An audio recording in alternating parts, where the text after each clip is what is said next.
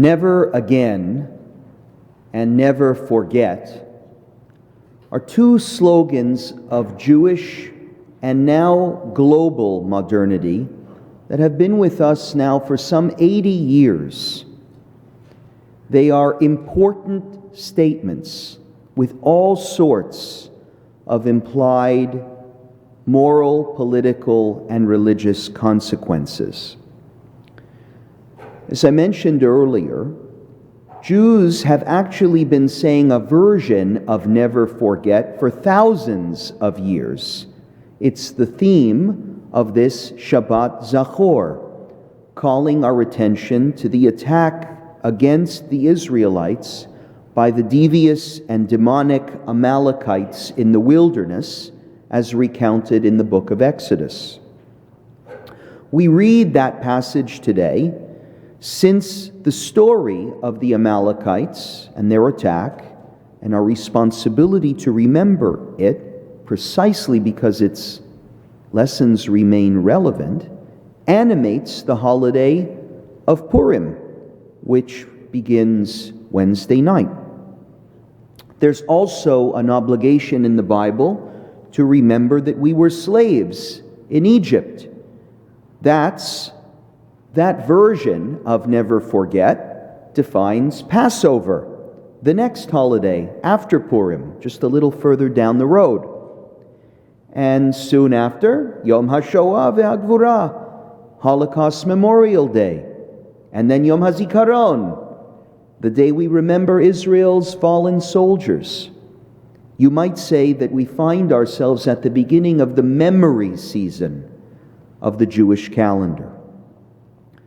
Whether it's remembering Amalek or remembering slavery in Egypt, Jews have burdened ourselves for a long time, not only with memory, but with its obligations, not only with telling the story, but maybe even more importantly, living lives which enact the values and commitments that emerge from those stories that we remember. But the phrase "never again," that's newer than "never forget." It may originate from a 1927 poem by Yitzchak Lamdan, who wrote, "Shenit Matzada lo tipol," never again shall Masada fall. But of course, never again was popularized after the Holocaust. It was the rallying cry of liberated prisoners at Buchenwald concentration camp. But what does it mean?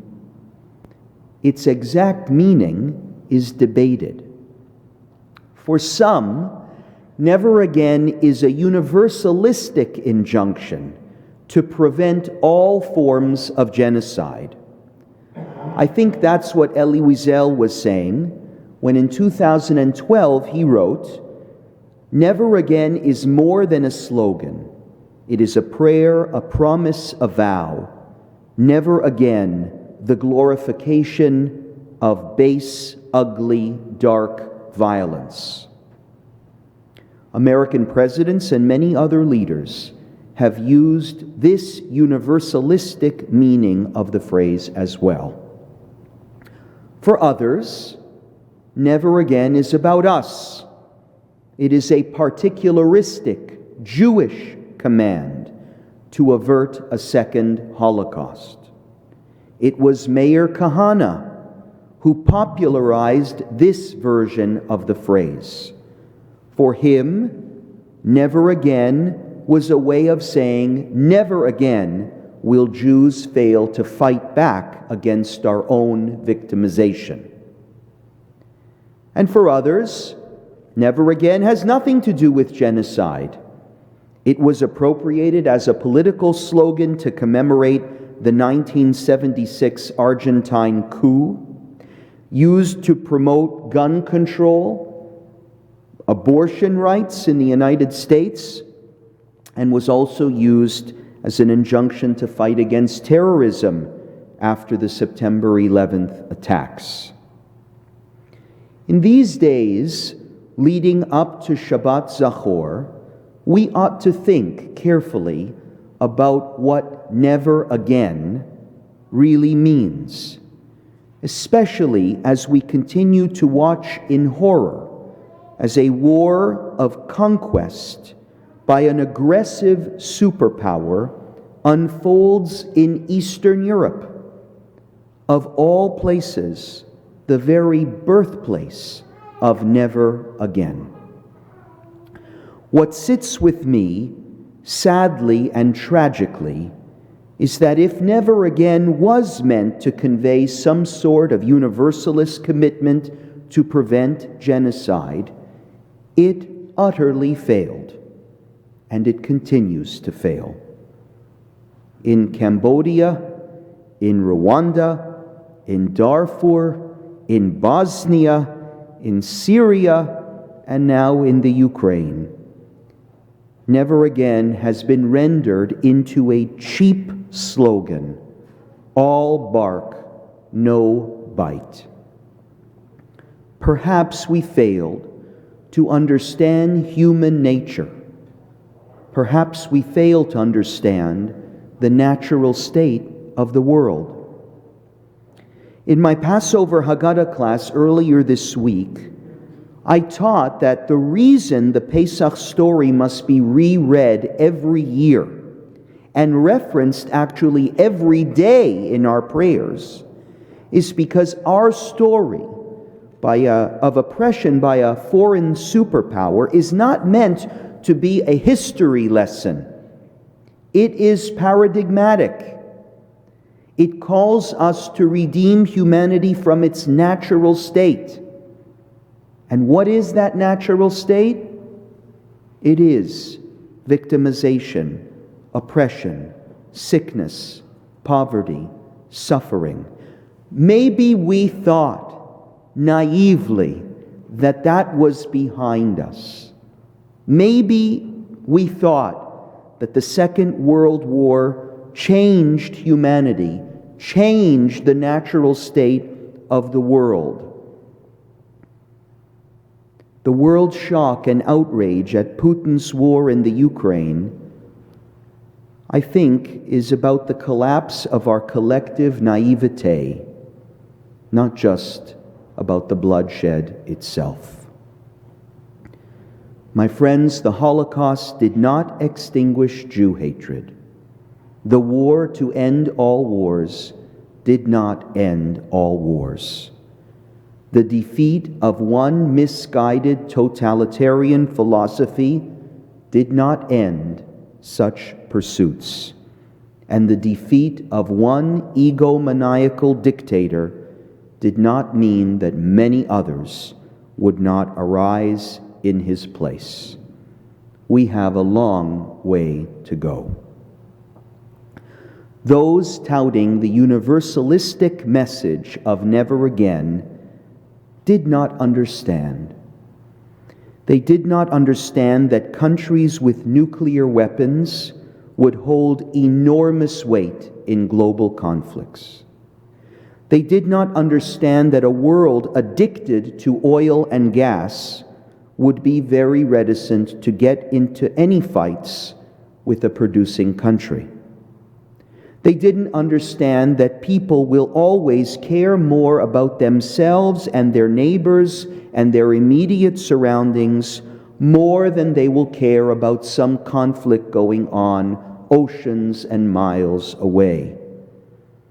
They didn't understand that costly and unsuccessful wars launched abroad would make freedom's defenders skeptical of any effort to militarily intervene in other people's business. But haven't we learned? This is reality. This is the world we live in.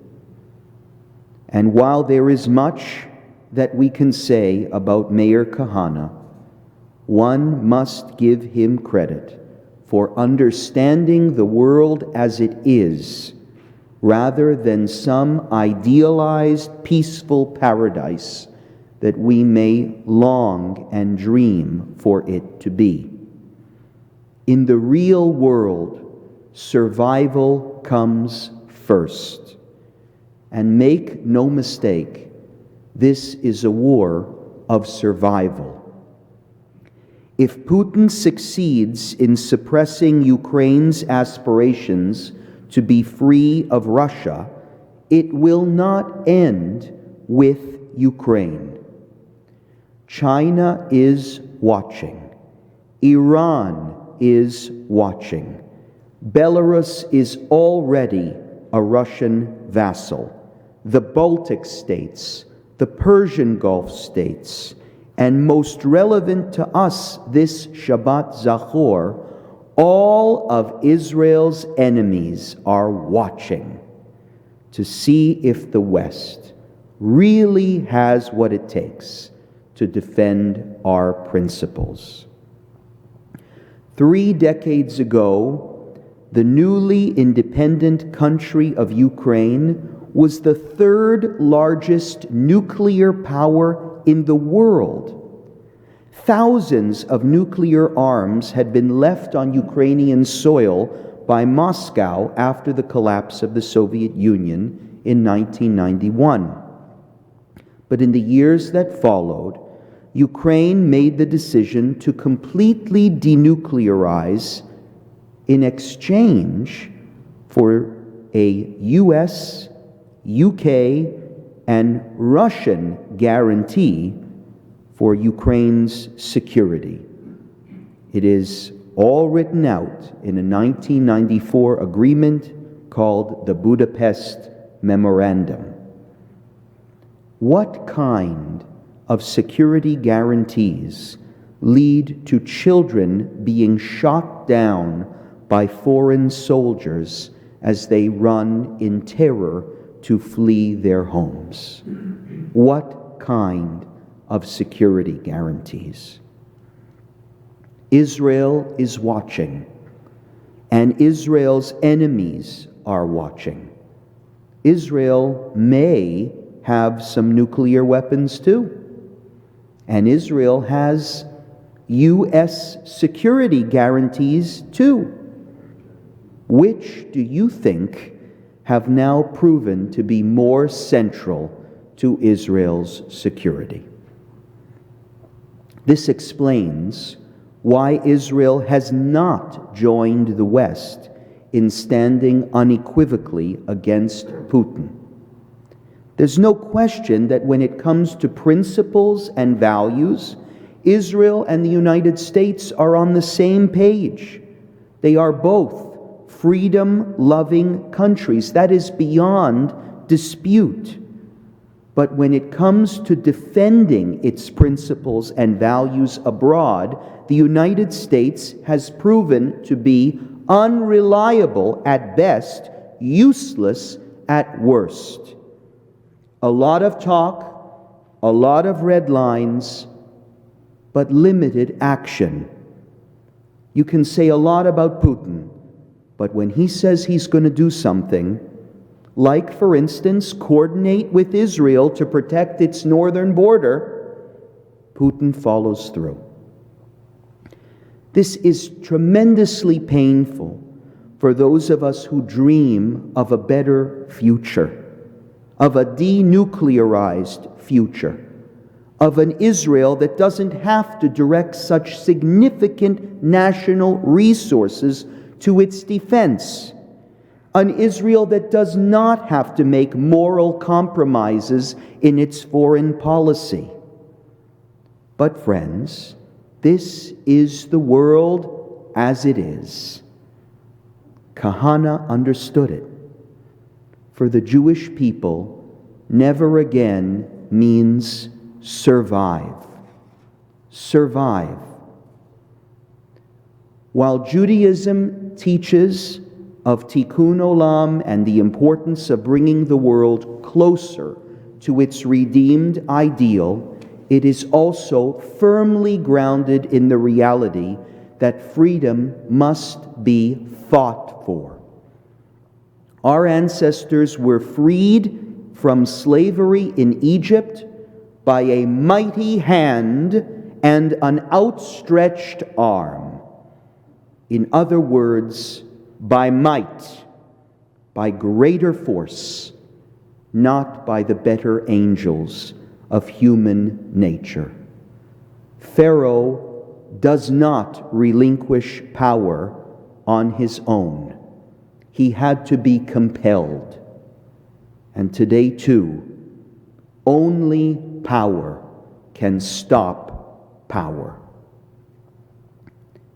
Here in our little synagogue, we don't have the ability to shape foreign policy, and I know it is very complicated, and I know there are no easy answers. But we can help to fulfill our collective vow as a people that never again will a Jew find himself or herself homeless, victimized, and defenseless. We can help the Jews of the Ukraine get to safety, and we are helping. And it's not because of Canada or Europe or the United States. We're helping them get to safety because of the state of Israel, period. For all the anti-Zionists in our ranks, I promise you today that in the whole of Ukrainian Jewry, not one anti-Zionist exists. I promise you. Anti-Zionism is the luxury of those people ensconced in ivory towers in the safety and security of North American life.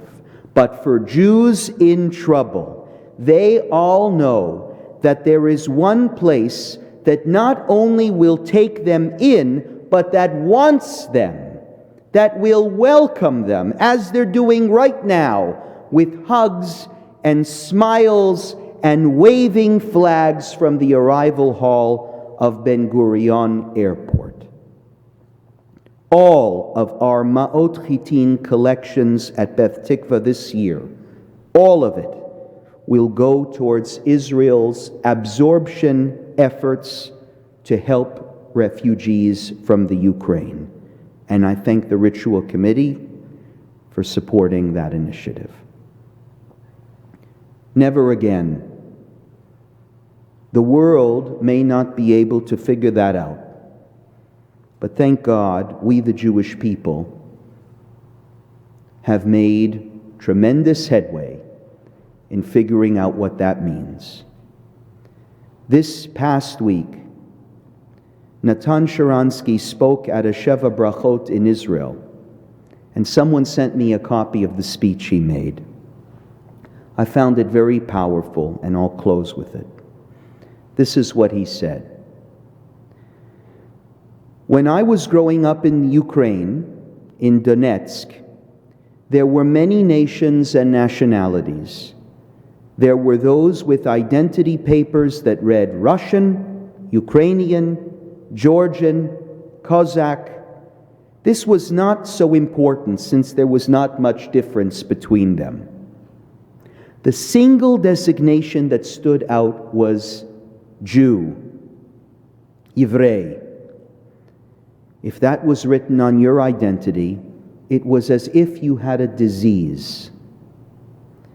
We knew nothing about Judaism. There was nothing significant about our Jewish identity other than the anti-Semitism, hatred, and discrimination that we experienced because of it. This week, I was reminded of those days when I saw thousands of people standing at the borders of Ukraine trying to escape. They are standing there day and night, and there is only one word that will help them get out. Yivrei, Jew. If you are a Jew, there are Jews outside who care about and are waiting for you.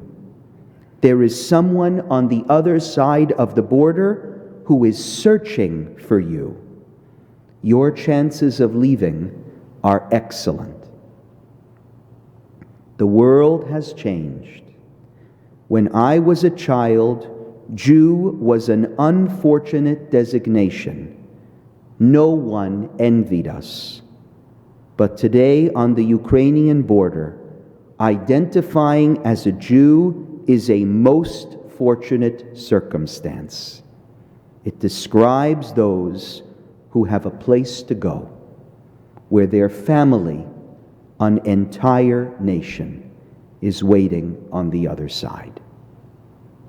Shabbat Shalom.